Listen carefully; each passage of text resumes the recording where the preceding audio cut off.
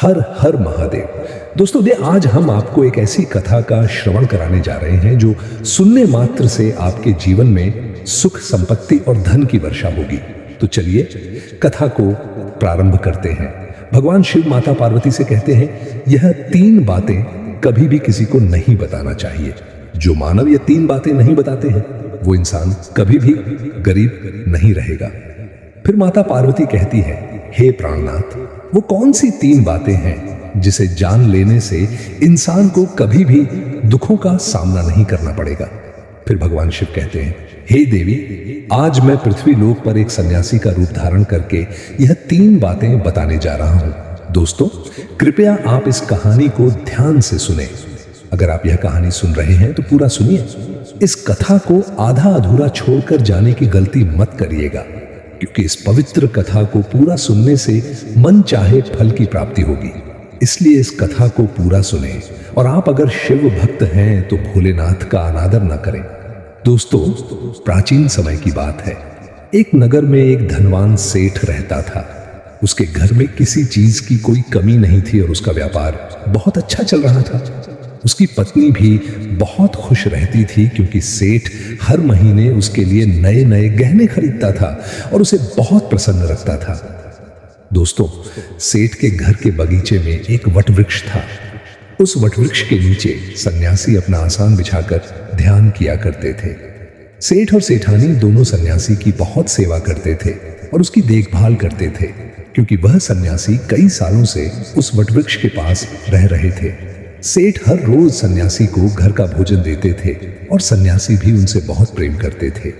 भगवान शिव जो सन्यासी थे वो बहुत खुश थे, क्योंकि उन्हें किसी चीज के लिए कहीं और नहीं जाना पड़ता था। सेठ और सेठानी हर रोज उन्हें स्वादिष्ट भोजन खिलाते थे।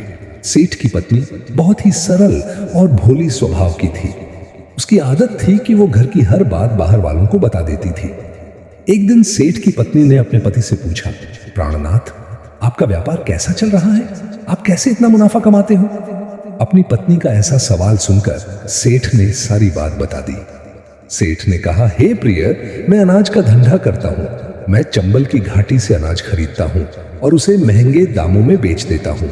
अपने पति की यह बात जानकर सेठानी बहुत प्रसन्न हुई। उसने सोचा, मेरे पति तो बहुत ही बुद्धिमान है। यह बात तो सारे नगर वालों को पता होनी चाहिए कि मेरे पति इतने बुद्धिमान हैं और इतना ज्यादा धन कमाते हैं। प्रिय मित्रों, अब सेठ की पत्नी ने पूरे नगर में यह बात फैला दी कि उनके पति इस तरीके से पैसा कमाते हैं। अब क्या था, नगर के कुछ लोगों को जब यह पता चला कि सेठ किस प्रकार धन अर्जित करता है, तो वे सभी भी अनाज का धंधा करने लगे। मित्रों, अब नगर के बहुत से लोग अनाज का व्यापार करने लगे हैं। सेठ जो पहले कम दाम में अनाज खरीदता था, अब वही अनाज महंगे दामों में बिकने लगा है। सेठ का धंधा थोड़ा कम चलने लगता है, उसे मुनाफा नहीं होता और धीरे धीरे वो गरीब होता जाता है। सेठ का पूरा धंधा बैठ जाता है। यह देखकर वो बहुत चिंतित और दुखी हो जाता है। दोस्तों एक दिन की बात है। सेठ अपने व्यापार की परेशानी से तंग आकर बगीचे में बैठा था। तभी भगवान शिव जो सन्यासी थे वह वहां आते हैं और कहते हैं, सेठ जी, क्या बात है? आज आप कुछ परेशान लग रहे हैं। तब सेठ बताता है, हे महात्मन, मेरा व्यापार बहुत मंदा चल रहा है। मुनाफा बहुत कम हो गया है, क्योंकि नगर के बहुत से लोगों ने अनाज का धंधा शुरू कर दिया है, जिससे मेरा धंधा बैठता जा रहा है। भगवान शिव जो सन्यासी थे सेठ की बातें सुनकर कहते हैं, सेठ जी, क्या आपने किसी को बताया था कि आप किस प्रकार अपना धन अर्जित करते हैं, किस प्रकार आप अपनी जीविका चलाते हैं? तब सेठ कहता है, हाँ महात्मा जी, मैंने अपनी पत्नी को सारी बात बताई थी। वो मुझसे पूछ रही थी कि आप इतना धन कैसे कमाते हैं। तब मैंने उसे बताया था कि मैं अनाज का व्यापार करके धन अर्जित करता हूं। प्रिय दोस्तों, अब सन्यासी को सारी बात समझ में आ जाती है और सन्यासी कहते हैं, सेठ जी, आपने बहुत बड़ी गलती कर दी है। आपको सेठानी जी से यह बातें नहीं बतानी चाहिए थी। आज मैं आपको एक कहानी सुनाता हूं और इस कहानी के माध्यम से बताऊंगा कि चाहे कितने भी गरीबी इंसान हो, यह 3 बातें कभी किसी को नहीं बतानी चाहिए। इससे गरीबी आपके आसपास भी नहीं भटकेगी। प्रिय मित्रों, अब सन्यासी जो भगवान शिव थे वह अपनी कहानी प्रारंभ करते हैं। सन्यासी कहते हैं, सेठ जी, एक समय की बात है, एक नगर में एक गरीब आदमी रहता था। वो इतना गरीब था कि अपने परिवार के लिए ठीक से भोजन भी नहीं जुटा पाता था। फिर महात्मा कहते हैं, सेठ जी, गरीबी मनुष्य के लिए एक अपमानकारी दुख था। बिना धन के गृहस्थ थी और घर चलाना बहुत मुश्किल था। फिर सन्यासी आगे कहते हैं, सेठ जी, वो गरीब आदमी जैसे तैसे अपने घर वालों का पेट पाल रहा था। कभी उनको भोजन मिल जाता था तो कभी भूखे पेट ही सोना पड़ता था। एक दिन उस गरीब आदमी की पत्नी ने कहा, हमारे पास तो धन ही नहीं है। सुबह को खा ले तो शाम की उम्मीद नहीं है, शाम को खा ले तो सुबह की उम्मीद नहीं है। आखिर ऐसे कब तक चलेगा? मैं जैसे तैसे करके घर चला लूंगी, लेकिन आप धन कमाने के लिए परदेश चले जाइए। इस प्रकार से हमारे परिवार का गुजारा नहीं चलेगा। मनुष्य के पास चाहे कितना ही धन हो, लेकिन अगर उसके पास कोई काम नहीं है तो वह धन भी बेकार होता है। अगर हम कुछ नहीं करेंगे तो अपने बच्चों को कैसे पालें? भूखे मरने से अच्छा है कि किसी की छोटी मोटी मजदूरी ही कर ले। अब पत्नी के बार बार कहने पर वो गरीब आदमी धन कमाने की आस लेकर घर से निकल पड़ा। वो जंगलों के रास्ते से प्रदेश के लिए रवाना हुआ और चलते चलते वो एक जंगल में पहुंच गया। दूर की यात्रा तय करके जा रहा था। बेचारा थक चुका था तो उसने देखा कि आगे एक छायादार बरगद का पेड़ है। उस पेड़ की लंबी लंबी शाखाएं थी, उसकी जड़ें जमीन को छू रही थी। शीतल छाया देखकर वो बेचारा गरीब आदमी उस पेड़ के नीचे बैठकर आराम करने लगा। दोस्तों, सन्यासी आगे कहते हैं, वो गरीब आदमी उस बरगद के नीचे आराम से लेटा हुआ था। तभी उसने देखा कि कहीं से एक सांप आया और वह सांप उसी पेड़ पर चढ़ गया। गरीब आदमी उस सांप को गौर से देख रहा था। सोचने लगा कि यह सांप इस बरगद पर क्यों चढ़ रहा है और अब क्या करेगा। तभी उसने देखा कि उस पेड़ की डाल पर तोता और मैना का घोंसला था और उस घोंसले में तोता और मैना के बच्चे रखे हुए थे। सांप को देखकर तोता और मैना के बच्चे डर के मारे चिल्लाने लगे। वो गरीब आदमी देखते ही समझ गया कि यह दुष्ट सांप इन बच्चों को खाने आया है। वो सोचने लगा कि मैंने तो इन बच्चों को देख लिया है, अगर अब मैं इन्हें नहीं बचाता हूं तो मुझे बहुत पाप लगेगा।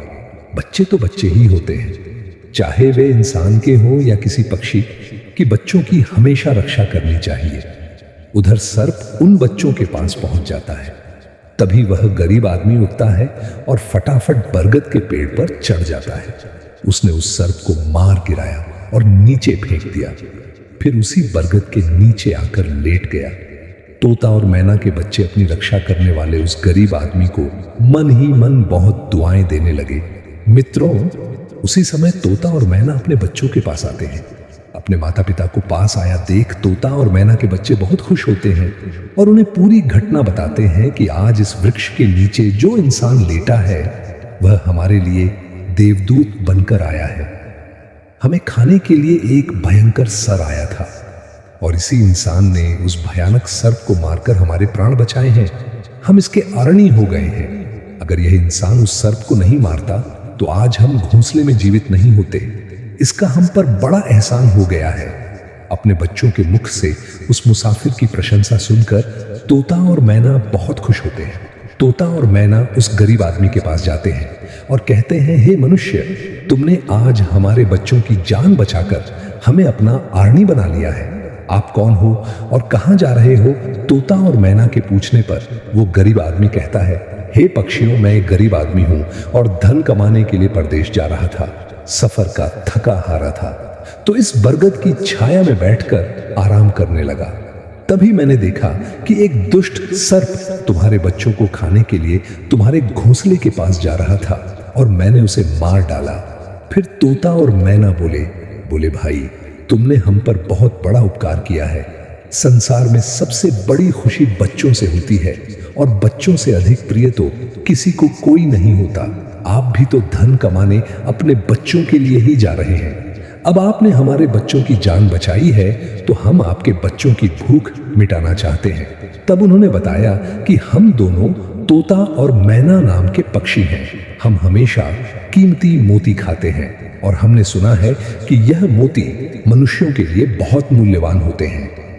हम तुम्हें कुछ मोती देते हैं, तुम उन्हें बेचकर बाजार से कुछ खाने पीने का सामान ले आओ और आज से तुम यहीं रहकर हमारे बच्चों की देखभाल करते रहना और हम तुम्हें इसी तरह से रोज यह कीमती मोती लाकर देते रहेंगे। तोता और मैना की बात सुनकर वो गरीब आदमी खुश होकर सोचता है कि अगर हमें यही धन मिलेगा तो हम बाहर क्यों जाएंगे। प्रिय भक्तों, सन्यासी आगे कहते हैं कि सेठ जी, वो गरीब आदमी तोता से कुछ मोती लेकर बाजार गया और अपने खाने पीने का सामान खरीद लाया। उस वृक्ष के नीचे उसने एक झोपड़ी बना ली और वहीं रहने लगा और तोता मैना के बच्चों की देखभाल करने लगा। अब तो तोता और मैना निश्चिंत हो गए क्योंकि उन्हें उनके बच्चों की रक्षा करने वाला मिल गया था। अब वे निश्चिंत होकर भोजन के लिए सुबह अपने घोंसले से उड़ जाते थे और शाम को लौट कर आते थे। अपने बच्चों को घोंसले में सुरक्षित देखकर वे बहुत खुश होते थे और उस गरीब आदमी का धन्यवाद करते थे और उसे कुछ मोती लाकर दे देते थे। इस तरह से धीरे धीरे तोता और मैना की नौकरी करते हुए उस गरीब व्यक्ति को 2 महीने बीत गए थे। इधर तोता और मैना के बच्चे भी बड़े हो गए। अब उस गरीब आदमी को अपनी पत्नी और बच्चों की याद आने लगी। एक दिन उसने तोता और मैना से कहा कि हम अपने घर जाना चाहते हैं, पता नहीं हमारी पत्नी और बच्चे कैसे हैं। तब तोता और मैना बोले, हे भाई, अब तुम निश्चिंत होकर अपने घर जाओ और अपने बच्चों के साथ रहो। हमारे बच्चे भी अब उड़ने के काबिल हो गए हैं और अब उन्हें कोई भय नहीं है। तुम अपनी पत्नी और बच्चों को देखो। अगर कभी तुम्हें हमसे मिलने का मन हो तो इसी स्थान पर आ जाना। दोस्तों, इतना कहकर तोता और मैना उस गरीब आदमी को ढेर सारे मोती दे देते हैं। अब वो गरीब व्यक्ति उन मोतियों को अपने साथ लेकर अपने घर पहुंच जाता है। उसने वो मोती अपनी पत्नी को दिखाए तो उसकी पत्नी बहुत प्रसन्न हुई और उसने पूछा, पतिदेव, तुम यह कीमती मोती कहां से लेकर आए हो? तब उस आदमी ने बताया कि मैं बीते 2 महीनों से एक तोता और मैना की नौकरी कर रहा था और उन्हीं ने मुझे यह कीमती मोती दिए हैं।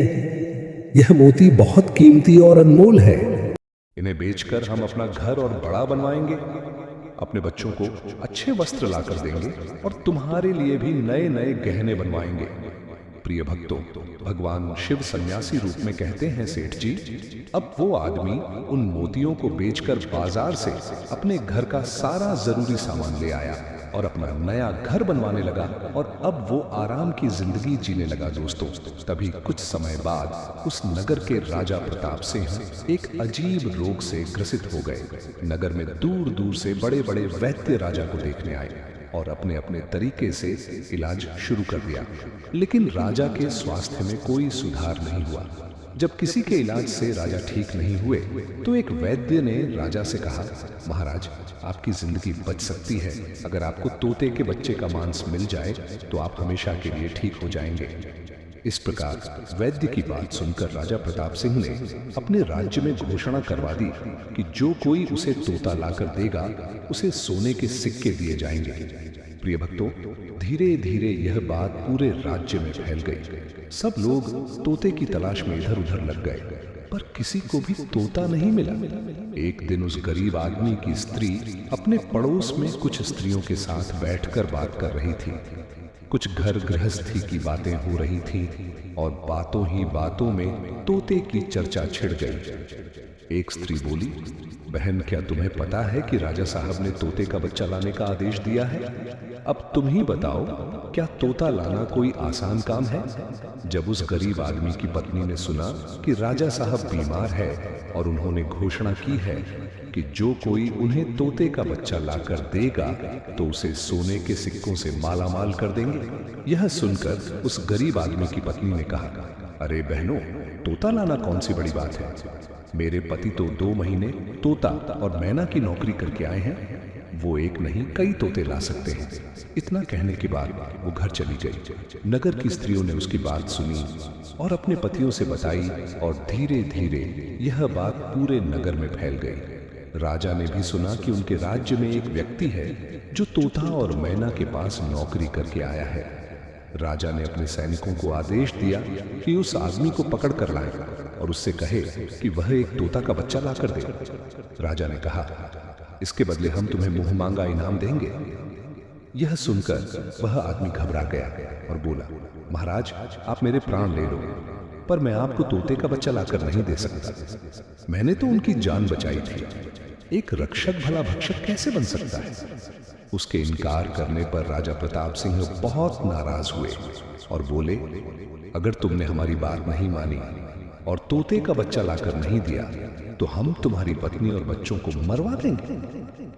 दोस्तों, फिर भगवान शिव रूपी सन्यासी कहते हैं कि मनुष्य सबसे ज्यादा कमजोर तब पड़ता है जब उसके बच्चों की सुरक्षा की बात आती है। ऐसे में वह कुछ भी करने को मजबूर हो जाता है। और राजा की बात सुनकर वो गरीब आदमी बहुत घबरा गया। उसने सोचा कि अब मुझे किसी भी तरह तोते का बच्चा लाकर राजा को देना ही होगा। वो घर आया और अपनी पत्नी को डांटने लगा कि तुमने यह क्या कर दिया? तुम्हें बिल्कुल भी समझ नहीं है हम क्या करते हैं और कहां जाते हैं। तुमने यह बातें नगर की स्त्रियों से क्यों कही? धीरे धीरे यह बात राजा प्रताप सिंह तक पहुंच गई। अब बताओ मैं क्या करूं? जिन तोता और मैना ने हमें खाने को भोजन, रहने को नया घर और पहनने को अच्छे वस्त्र दिए, मैं उनके साथ गद्दारी कैसे कर सकता हूं? तुमने यह बात उन महिलाओं को बताकर बहुत बड़ी भूल की है। वो व्यक्ति कहता है कि अपने घर की कुछ बातें दूसरों से कभी नहीं कहनी चाहिए। पहली बात, आपके घर में कितना धन है और आपकी कमाई का स्रोत क्या है, यह बातें दूसरों से कभी नहीं बतानी चाहिए। दूसरी बात, घर में आपसी प्रेम की बातें, पतित के प्रेम की बातें बाहर वालों के सामने नहीं करनी चाहिए। तीसरी बात, आपसी लड़ाई झगड़े, मतभेद, मान अपमान की बातें कभी दूसरों के सामने नहीं करनी चाहिए, वरना लोग हमारी गुप्त बातें जानकर, हमारी कमजोरी को समझकर हमारा फायदा उठाते हैं। चौथी बात, अपनी कमजोरी दूसरों के सामने न बताएं और अपनी उन्नति का राज किसी को न बताएं। जिन बातों के कहने से आपके परिवार पर दुख आ सकता है, वे बातें कभी बाहर नहीं करनी चाहिए। खासकर उन बातों को अपनी स्त्री से न कहें जिन बातों से घर की मान और प्रतिष्ठा नष्ट होती हो, परिवार पर संकट आता हो, किसी की जान जाती हो, परिवार में फूट पड़ती हो या आपके रिश्ते खराब होते हो। क्योंकि कहते हैं कि स्त्रियों के पेट में इस तरह की बातें पचती नहीं है। अब वह गरीब आदमी अपनी पत्नी से बोला, तुम्हारी यह गलती आज हमारे परिवार को मौत के मुंह में डाल रही है। यदि तुमने इस बात को छुपा लिया होता तो आज हम निर्भय होकर अपने घर में आनंद की जिंदगी जी रहे होते। अब राजा की आज्ञा है तो तोते का बच्चा लाकर राजा को देना ही पड़ेगा, लेकिन ऐसा करने से मैं पापी कहलाऊंगा। जिन बच्चों की मैंने इतने दिन देखभाल करी, जिन्हें मैंने मरने से बचाया, अब मैं उन्हें किस प्रकार मौत के मुंह में डाल सकता हूं?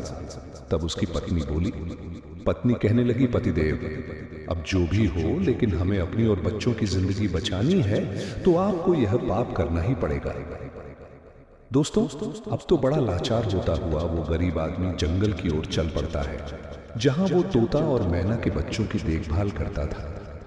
उधर जब तोता और मैना और उनके बच्चों ने उस गरीब आदमी को अपने पास आता हुआ देखा तो वे बड़े खुश होने लगे।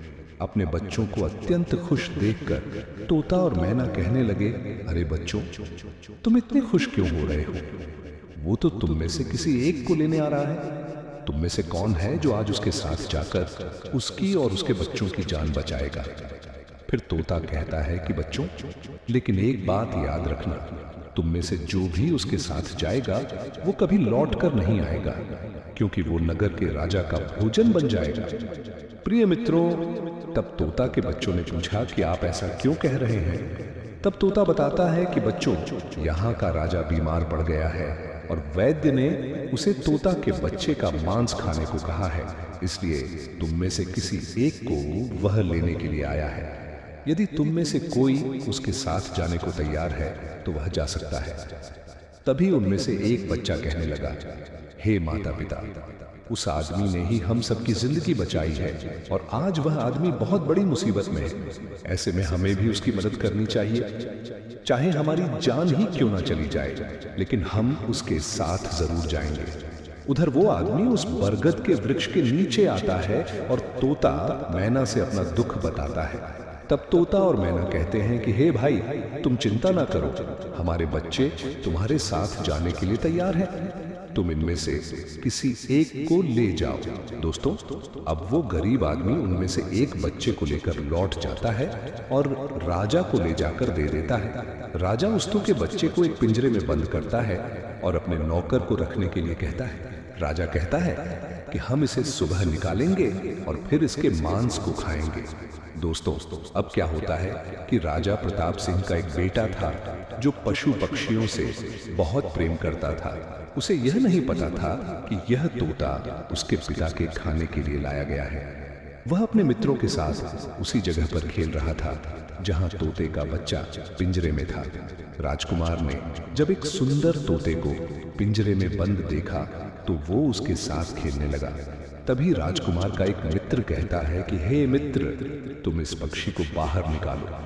यह कितना सुंदर तोता है, पिंजरे में इसका रहना बिल्कुल सही नहीं है, हम इसे आजाद कर देते हैं। अपने मित्र की बातें सुनने के बाद राजकुमार उस तोते के बच्चे को पिंजरे से बाहर निकाल देता है और जैसे ही वो पिंजरा खोलता है, तोते का बच्चा आकाश में उड़ जाता है। धीरे धीरे यह बात राजा तक पहुंची कि आपके राजकुमार ने उस तोते को छोड़ दिया है और अब आपके प्राण बचाना बड़ा ही मुश्किल है।